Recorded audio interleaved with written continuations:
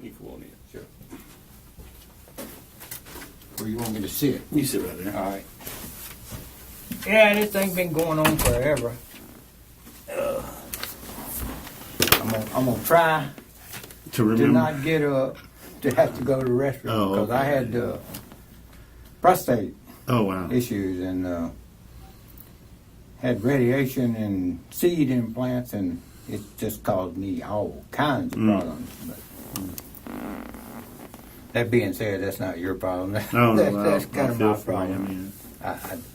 Because I have no control when it's time. So I You don't have to already ask know for your what I look like. Yeah, so if I don't have to ask you for your driver's license, is that you right there? That's Okay. I didn't really know what you called for when you Yeah. called. I'm thinking, what's state police trying to get hold of me for? I keep all my license up. We've been tasked to look into it to see if there's any type of criminal activity in this. Yeah. And there's, you had made one statement, I think there's a misunderstanding. I was not a supervisor on the job. Okay, you was just a monitor. I was a monitor, and actually what they hired me for, which you might want to record that, but Yeah. what they hired me for was to shuttle Kirk Harmon, the state inspector, back and forth by boat. Oh, really? That was it. You know, and it's just, I would ride with him, and I'm not a guy just sit there and watch somebody, and I started taking notes too, and that's how Right. this all come about. It's my notes. Your notes? But I had no control of the job.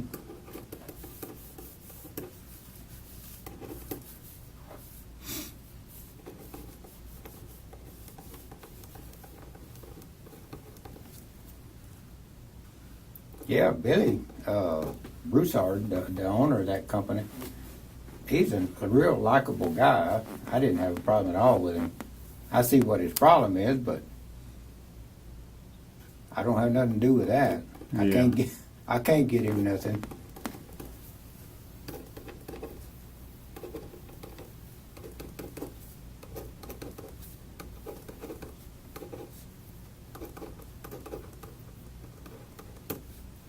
How old are you, Mr. Higgins? 67. 67. Got to think And on that your for a while. education, last grade completed? 12th grade. I've had a lot of colleges through school, but Time Just right technical. now is 12:48. yeah, I'm a little early. I hate to be Oh, that's late. fine. 12:48 p.m. Okay, right. This information right here. This is your name, Michael D. Higgin, your license number, driver's license number, date of birth, your 67, 12th grade completed time, the date, and we're at Louisiana State Police Region 2 CID in Lake Charles Field Okay. Office. And this is the statement. This is the statement of rights. I told you that I'm gonna have to advise you of your rights and all that. You're not Right. under arrest or anything like that. And just let you after I read that to you, just to let you know that anytime that during the questioning, you have the right to not answer any more questions or whatever. That's your right. You Okay. can refuse to answer questions or whatever. The only thing I ask you is to tell me the truth. You know, don't lie to me. If it's something that you feel like you don't want to talk about, or you say, "Look, I prefer not to talk about it," just don't lie to me. Okay, so Gotcha. that's the only thing.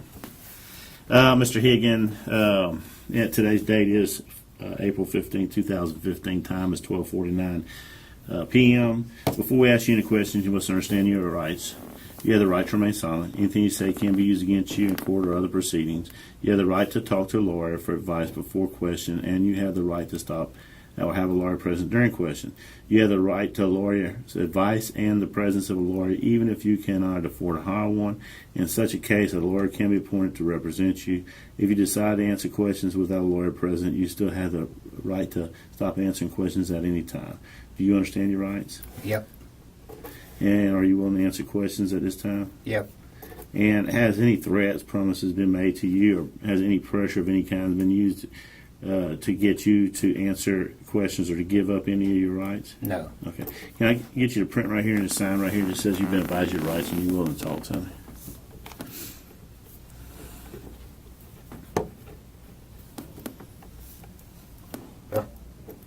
And mine seems to be going most of the time too, I tell you.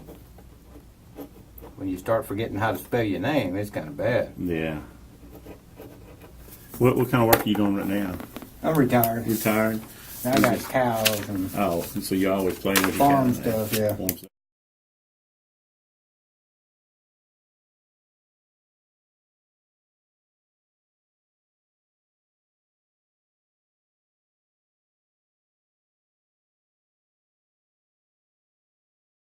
What kind of work did you do before that?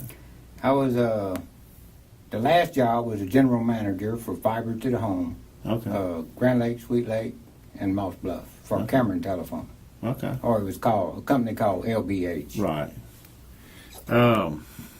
You know why you're here concerning Yeah. the Indian Bayou project. You were employed or you were hired as a temporary employee for that project, and what you were telling me, just a few minutes ago, that you were basically hired to drive around Kirk Harmon. Kirk Harmon. Okay. He And was a state inspector.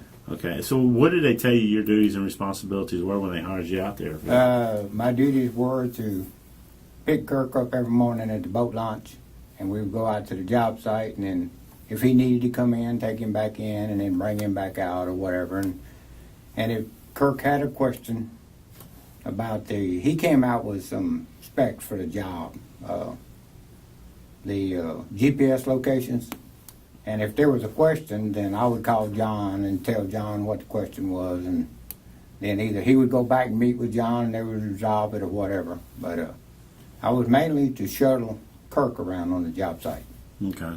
That was up until Ike. Up to Hurricane Ike. Yeah. When was that job? Do you remember when you were hired for that? Oh, don't ask me that. What year or anything like that? How long did it last? Too long. Too long? Supposed to last 3 months. Okay.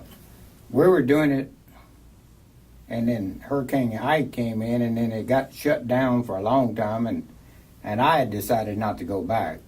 And they come and asked me to go back to finish the job, and I went back, but Kirk did not come back. So that's how I ended up out there by myself. So. Oh, okay.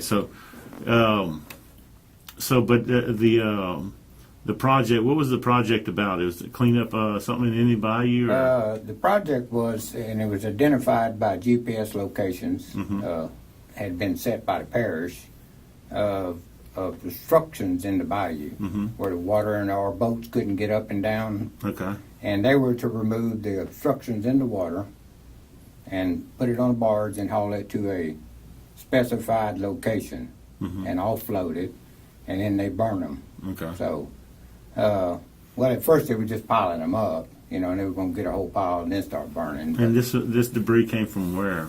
Out of the bayou, from the top of the water to the bottom of the bayou. So it was a column from the water column. It was the obstruction from the top to the bottom. Okay. And in some cases it was noticeable if it was identified by GPS locations, and that's what Kirk was doing. We would try to go ahead of them and identify those locations, but actually they were above the water in a lot of cases, and we couldn't get past them until they removed that one. And then So how did y'all find the debris that was submerged under the water? Most cases, as they were trying, or we would try to go from one location to the other, and we were in a 14-foot boat, we couldn't pass. We would hit the debris with the outboard motor. Oh, okay. So as they tried to go across it on the barge and with the traco, they would hang up on it. So they had to remove that before they could even get to the next identified site. What type of debris were y'all removing? All debris in the water column, and it consisted of old furniture, whatever was in that blockage, and mainly logs, tree debris. They had sinker logs. You're familiar with sinker logs? I am now. Yeah. You are now? Yeah. I was not familiar with And the sinker log. logs is cypress logs and any other type of log that's been at the bottom. Well, and that's kind of a questionary term because they were all submerged under the water except Right. the ones on top. So there was some comments about sinker logs with the operator. I can't think of his name. Well, there's it. Yeah. But I never could have told you one difference from the log. Now, if the bark's on it, I can tell you what type of log it is. If it's green and standing with leaves on it. But when it comes out the water and they're all black, I can't tell you. And, you know, we weren't out there to determine that anyway. Right.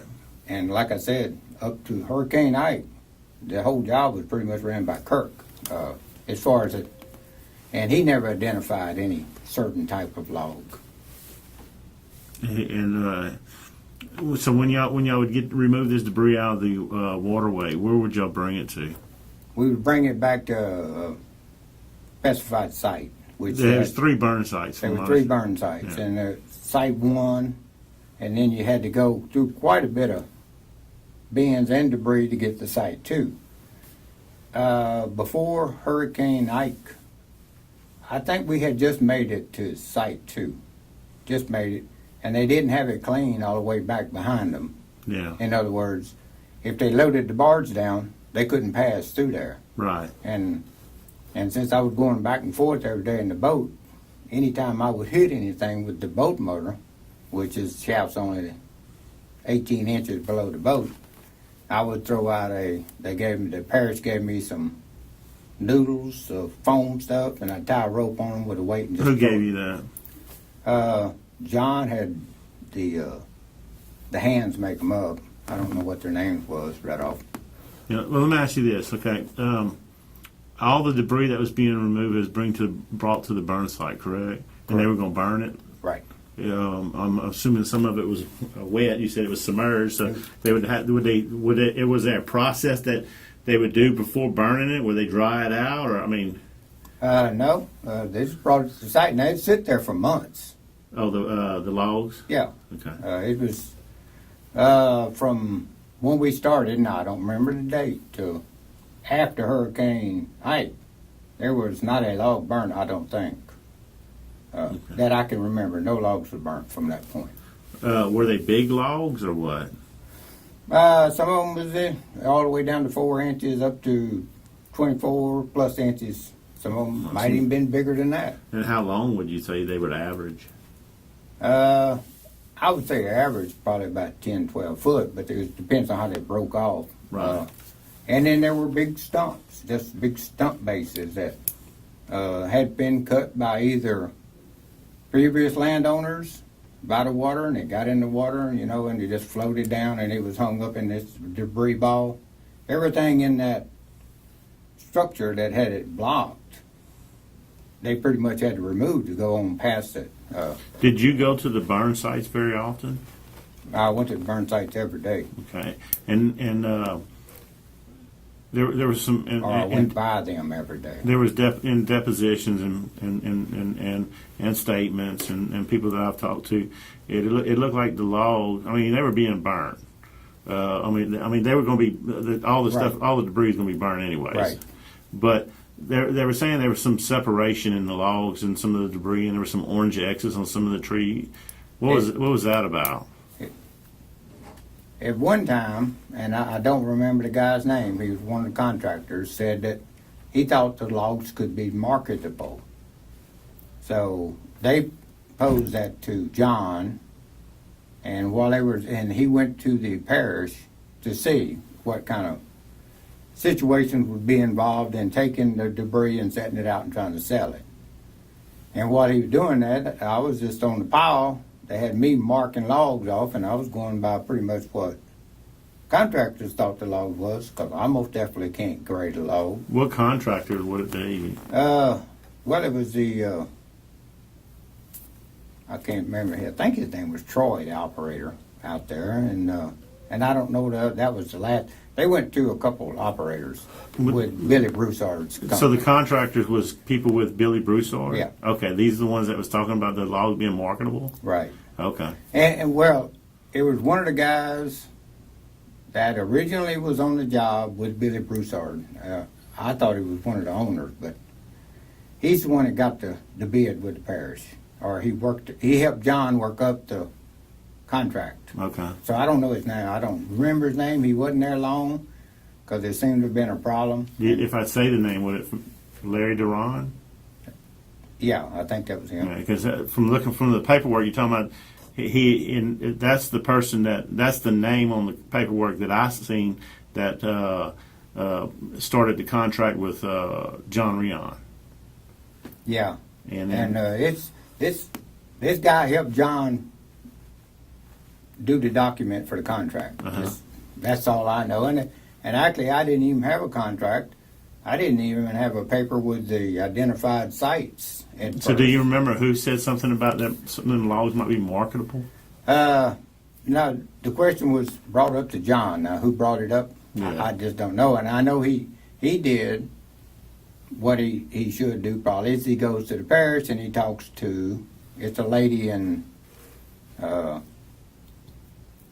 don't know a lot of stuff because it wasn't my job, but it seemed like she was over something to do with the financing or contract with the parish here, and they told John, well, that would create a hassle in one way, is because everything that he made off the logs would have to be reimbursed to FEMA for the money allocated to the project, and it would just be a lot of hassle because people would pick through them and then they would get something that wasn't no good, which it turned out pretty much that's what there was out there.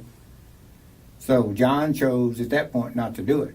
So that was, from that point on, it was just dropped. It was just debris to be burned. Yeah. During the statements, some people said that you went out there with a trailer to try to get some of the logs. I did. And the guy said he wasn't going to help you load them or whatever. Did you get any of the logs, whether you was on duty or off duty? Yeah. You got some logs? Yeah, I had maybe 5 or 6. And that was in the first, those logs was still on the trailer. The first hearing we went to at the lawyer's office. And there was Billy Broussard and his lawyer and my lawyer and John. They said those logs was of no issue. Now, those logs were loaded by Billy Broussard's people. I can't run a machine. They loaded them on the trailer, and they sit there till this whole thing went, I don't know, went way up in the courts, and they settled it.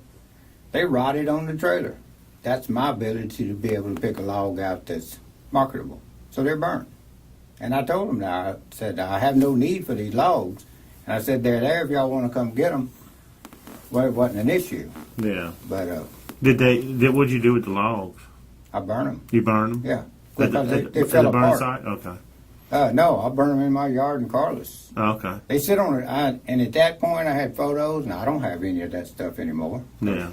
I thought this thing was all over with. Well, like I said, them logs were going to probably burn anyway. Who all got logs?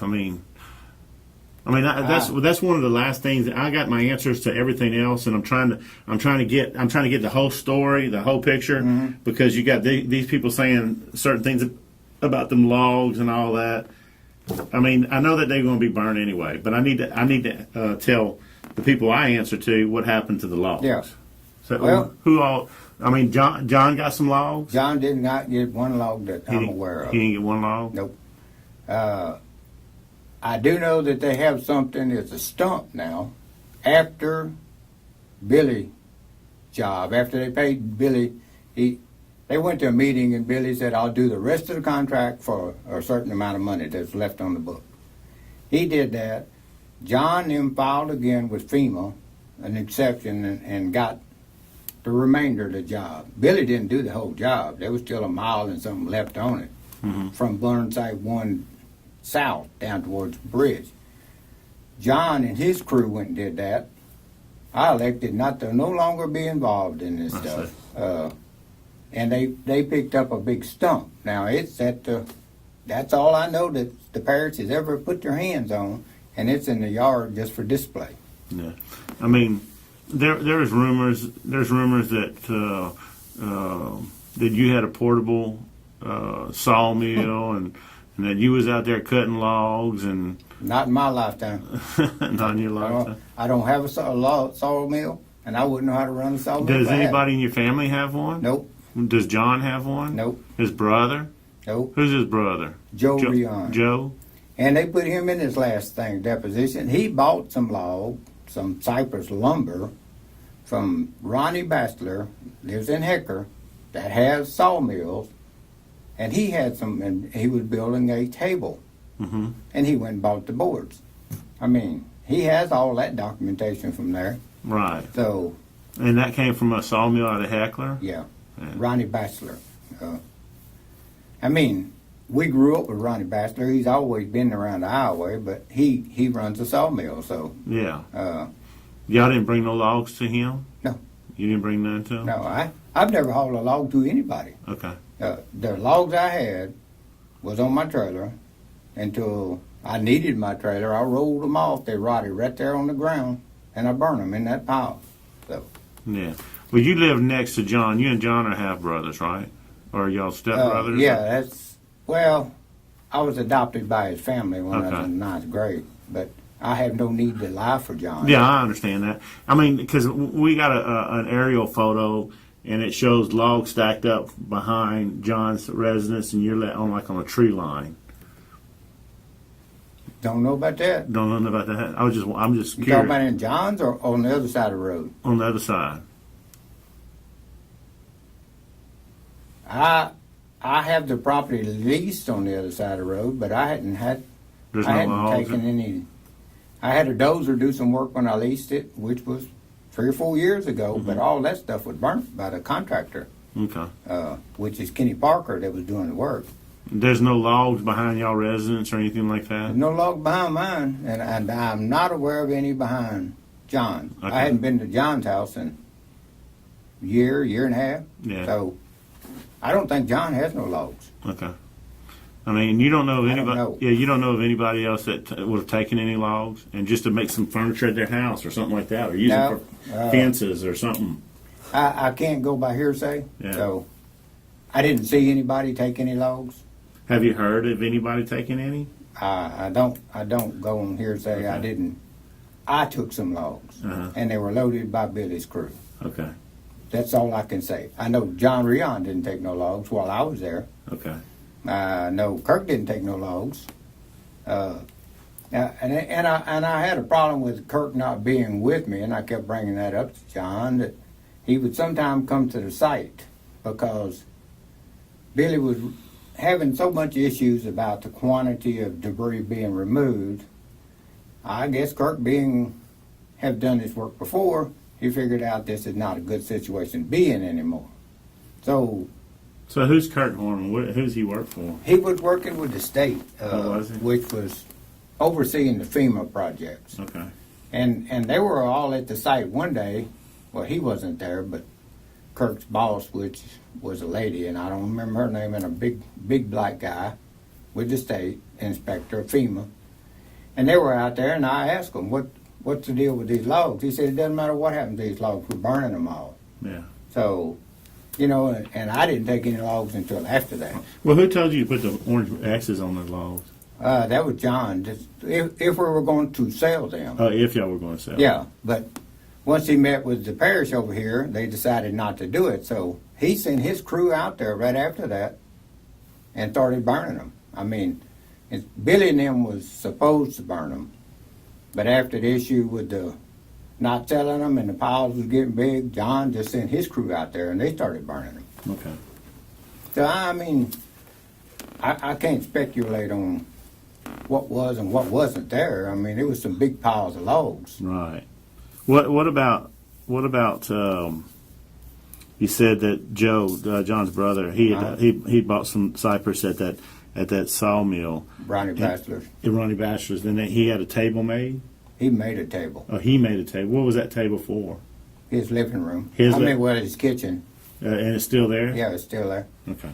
And he regrets making it because cypress separates. Uh-huh. It shrinks or whatever, and he got cracked in it, and he keeps fooling with them. But Oh, I mean, I didn't know that. I'm pretty sure he can come up with the receipts and all on it. I'm sure you can too. I'm not interested. I just something came up about a table too. Did you hear a rumor about a table that was made from the sinker logs out there in Bayou? No. Okay, I was just curious. I know a table that was made from log, sinker, Uh-huh. cypress, and that came from Ronnie Batchelor. Uh-huh. And I can't tell you where Ronnie Batchelor got the. Now he's got a whole bunch of logs stacked up at his place. Uh-huh. I don't know where they came from. I'm pretty sure they came from Calcasieu River, though. He does that for a living. Yeah, that's what he does for a living. Okay. Ronnie Batchelor? Yeah, I don't know him from that area. From Blue Settlement? yeah, it's in more than Hecker. Oh, okay. His father and them used to own a record service around Lake Charles here. Okay. Oh, well, You know, I mean, I'm telling you the same thing I've told them all along. Now, only difference is it's been so long, the logs is burnt now. So yeah. if you'd have came up 3 years ago, you could have had them. I tried to give them to everybody wanted them because now I had to do something with them. Right. Because So you burned them. I burned them. They just rotted apart. I actually threw them off on the ground because I had them on a 25-foot trailer. I needed the trailer. Mm-hmm. And What kind of logs were they? I mean, what kind of? I don't know. It was a doty wood. It would just separate. Oh, So really? when it started drying out, it just separated from the core, and it would just be big chunks that fall off. Wow. So that's what I So say. it wasn't cypress then. I don't have the ability to pick a marketable log. It Yeah. most definitely wasn't cypress. Cypress don't separate like that. To my knowledge. Right. I know the boards that Joe got didn't look nothing like that, so I don't know. And I used to do carpenter work, and I've hung pecky cypress before, but I've never seen any just separate at the growth rings and separate from the core. Okay. All right. Well, Mr. Higgin, I appreciate you coming in. I think you've answered all my questions that I've had. Like I said, we're trying to resolve this situation and put an end to it, Yeah. and all the speculations of what's going on out there. And Well, I really hope the best for Billy. I've told John before. I don't, if there was a way, because it wasn't my job, and it's not up to me to tell the guy I'm working for what to do. But I used to work contractors when I was at the phone company before I become a manager. I was over all contract work and I was over safety, so I kind of watched a lot of that on there. But I told him, I said, the contract had an amount of debris. Mhm. He exceeded the amount of debris. I also mentioned to Billy, submit the plan that you're picking up more debris, and usually they'll compensate you. well, let me ask you, how come because I think the contract on the wording that I seen, it says lump sum contract. It said lump sum, but it also gave a cubic yard, Uh-huh. which contradicted itself. Yeah. And like I say, I had nothing to do with the But contract. let's say if he felt like he exceeded his deal, how come he just didn't stop picking up? Did y'all ever discuss that? He did stop 2 or 3 times. That's why this job lasted forever. He stopped, and why did he keep going back out there? Well, he was still dealing with the parish to try to get more money, but they asked him for an analysis study of how much it actually cost you to pick up a cubic yard and how many cubic yards you thought was remaining to pick up. He never submitted that. And so he goes back to the parish at one of the board meetings, and this was what we shut down, and he had over a mile or something going north still left, and he said, I will complete the rest of the contract for the remaining amount of money that was on the table. So they accepted that. So it didn't matter from that point whether he picked up 2,000 cubic yards or 1 cubic yard, as long as he got from burn site 2 to burn site 3. And to the end of the job, he got the remainder of the money. Do you know how much that was? No, I don't. I really don't. I don't know how much the whole job was, but Yeah. I like Billy. I talk to him all the time, and I said, all you got to do is fill the paperwork out and submit it. And they have to submit it to FEMA. So at that point, if there's additional money, you can get it. So I know John was working with him on it. I don't know, but when he went to the board meeting and says, I'll finish the job for this amount of money, then they let him go after he did that, and they submitted their change and did the other half. The parish did. That's it. And that's from hearsay from him because I was through with that job. That's what Billy told you? That's what John told me. Oh, okay. So, at that point, because he had mentioned me coming back and helping them on their side, and I said, I'm through with this. So, I've had enough of this job. Yes, sir. It's just, and in hindsight, if I'd have known it was going to come to all this, even though they're burning the logs, You couldn't have pushed one of them logs on me. So, because all it did was cost me money to go haul it home and burn it. Yeah. It just, Well, the logs that you got, what if you did get them before they would have rotted? What have you used them for? I was going to use them in the house that I have in LeBlue that I was remodeling. I bought it at the sheriff's sale, and I was going to put it in there on the sheetrock as wainscoting. So I wasn't looking at that much, but it didn't work out, and I don't have any wainscoting. I have sheetrock. Yeah. So, and I can't afford to buy cypress logs. So Yeah, they expensive. I don't know. They say they are, but I'm cheap. Cheap. But I don't have a sawmill, so I'd have had to pay somebody to saw them. Yeah. And it would have been probably Ronnie, but you know, you got to kill dry them. There's a lot of issues with that cypress. So I see. A lot of. I can get a better product by going to the lumber yard and already getting something killed, dried, Yeah. and treated. Because you get insects in that, which they're called a borer, and they get in the rest of your house and they eat up all your wood. So, you know, the more I thought about it, the less it looked as a favorable thing for me. But they rotted, so I didn't have that problem. Right. Okay. And the only ones that I know that was really a questionable whether it was cypress or not, as soon as John's hands come out there to burn, they grabbed those with the track hoe and threw them in the hole first Oh, really? and burnt them. So that will solve that problem, he said. So I thought it was cypress. The contractor thought it was cypress. John come out, and it had an orange X on it, and it got burnt. First one in the hole. So you're the only one that put the orange X's on there. I'm the only one that Okay. now I know of. Yeah. Okay. And that was if they could have sold them and made money on it and put it back into the drainage board. But when she told them all the money had to go back to the FEMA project to take away from the contract, he decided it wasn't worth it. Okay. You never went out there at night or anything like that to get it? No, I didn't go out there at night. Or after work? After work when they loaded the logs. Oh, okay. Right after work. Okay. Yeah. That was Billy and his crew? Yeah. Like I say, I can't run a trackhoe. Yeah. I can run a tractor, but I can't run a trackhoe. Did the parish ever load any logs? No.